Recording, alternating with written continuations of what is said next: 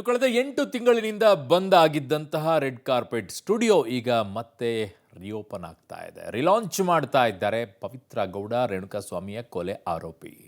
ಜೈಲಿಗೆ ಹೋದಾಗಿನಿಂದಲೂ ಕೂಡ ಇದು ಬಂದ್ ಆಗಿತ್ತು. ತದನಂತರ ಈಗ ಆಚೆ ಬಂದ ನಂತರ ದೇವಸ್ಥಾನಗಳನ್ನೆಲ್ಲ ಸುತ್ತಾಡಿದ ನಂತರ ಈಗ ಬಿಸ್ನೆಸ್ ಬಗ್ಗೆ ಸಿಕ್ಕಾಪಟ್ಟೆ ಒಲವನ್ನು ತೋರಿಸ್ತಾ ಇದ್ದಾರೆ. ಪವಿತ್ರ ಗೌಡ ರೆಡ್ ಕಾರ್ಪೆಟ್ ರಿಲಾಂಚ್ ಅನ್ನು ಇವತ್ತು ಮಾಡಿದ್ದಾರೆ. ಅದು ಕೂಡ ಎಲ್ಲವೂ ಕೂಡ ಹೊಸದು ಅನ್ನೋ ರೀತಿಯಲ್ಲಿ ಅವರು ಲಾಂಚ್ ಅನ್ನು ಮಾಡಿರೋದು. ರೆಡ್ ಕಾರ್ಪೆಟ್ ಸ್ಟುಡಿಯೋಗೆ ಹೊಸ ರೂಪವನ್ನು ಕೊಟ್ಟಿದ್ದಾರೆ. ಎಲ್ಲರಿಗೂ ಕೂಡ ಆಹ್ವಾನ ಇರಲಿಲ್ಲ. ಇಲ್ಲಿ ಕುಟುಂಬಸ್ಥರಿಗೆ ಮತ್ತು ಗೆಳೆಯರಿಗೆ ಮಾತ್ರ ಆಹ್ವಾನವನ್ನು ಕೊಟ್ಟಿದ್ರು.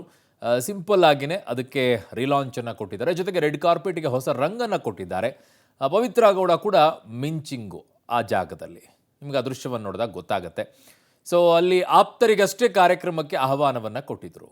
ಹೇಗಿತ್ತು ಈ ಕಾರ್ಯಕ್ರಮ, ಯಾವ ರೀತಿಯಾಗಿ ರಿಲಾಂಚನ್ನು ಮಾಡಿದ್ರು, ಅದು ಕೂಡ ಪ್ರೇಮಿಗಳ ದಿನದಂದೇ ಶುಭಾರಂಭವನ್ನು ಮಾಡಿದ್ದಾರೆ. ಹೇಗಿತ್ತು ಕಾರ್ಯಕ್ರಮ ನೋಡಿ. ರೆಡ್ ಕಾರ್ಪೆಟ್ ರಂಗು, ಪವಿತ್ರ ಮಿಂಚಿಂಗು. ಪವಿತ್ರ ರೆಡ್ ಕಾರ್ಪೆಟ್ ಸ್ಟುಡಿಯೋ ರಿಲಾಂಚ್.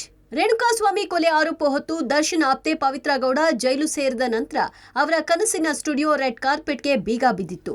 8 ತಿಂಗಳ ನಂತರ ಈಗ ಸ್ಟುಡಿಯೋ ಮತ್ತೆ ಲಕಲಕ ಅಂತ ಕಂಗೊಳಿಸುತ್ತಿದೆ. ಪ್ರೇಮಿಗಳ ದಿನದಂದೇ ಪವಿತ್ರ ಗೌಡ ಸ್ಟುಡಿಯೋವನ್ನ ರಿಲಾಂಚ್ ಮಾಡಿದ್ದಾರೆ. ಹೌದು, ಪವಿತ್ರ ಗೌಡ ಒಂದು ಕಾಲದ ನಟಿ, ಆದ್ರೆ ಹೆಸರಾಂತ ನಟಿಯೇನೂ ಆಗಿರ್ಲಿಲ್ಲ. ಮಾಡೆಲಿಂಗ್ ಕ್ಷೇತ್ರದಲ್ಲೂ ದೊಡ್ಡ ಹೆಸರೇನೂ ಮಾಡಿರಲಿಲ್ಲ. ಬೆಂಗಳೂರಿನ ರಾಜರಾಜೇಶ್ವರಿ ನಗರದಲ್ಲಿ ಸ್ವಂತದೊಂದು ಮನೆ ಕಟ್ಟುವುದು ಸುಲಭದ ಮಾತಲ್ಲ. ಪವಿತ್ರ ಗೌಡ ಕೇವಲ ಮನೆ ಮಾತ್ರ ಮಾಡಲಿಲ್ಲ, ಕೋಟಿ ಬೆಲೆ ಬಾಳುವ ರೆಡ್ ಕಾರ್ಪೆಟ್ ಹೆಸರಿನಲ್ಲಿ ಸ್ಟುಡಿಯೋ ಒಂದನ್ನ ಕಟ್ಟಿದ್ರು. ಅದು ಸಾಮಾನ್ಯರ ಕೈಗೆಟುಕುವ ಸ್ಟುಡಿಯೋ ಆಗಿರಲಿಲ್ಲ. ಸೆಲೆಬ್ರಿಟಿಗಳು ಮಾತ್ರ ಪ್ರವೇಶ ಮಾಡಬಹುದಾದ ದುಬಾರಿ ಸ್ಟುಡಿಯೋ ಆಗಿತ್ತು. ರೇಣುಕಾಸ್ವಾಮಿ ಕೊಲೆ ಕೇಸ್ನಲ್ಲಿ ಪವಿತ್ರ ಗೌಡ ಯಾವಾಗ ಜೈಲು ಪಾಲಾದ್ರು ಅವಾಗಿಂದ ಪವಿತ್ರ ಗೌಡ ಮತ್ತೆ ಸಂಕಷ್ಟಕ್ಕೆ ಸಿಲುಕೊಂಡ್ರು. ಬಂಧನವಾದ ದಿನದಿಂದ ಈ ಹೊತ್ತಿನವರೆಗೂ ರೆಡ್ ಕಾರ್ಪೆಟ್ ಬಾಗಿಲು ಹಾಕಿತ್ತು. ಈಗ ಮತ್ತೆ ಅದನ್ನ ರಿಲಾಂಚ್ ಮಾಡಿದ್ದಾರೆ ಪವಿತ್ರ ಗೌಡ.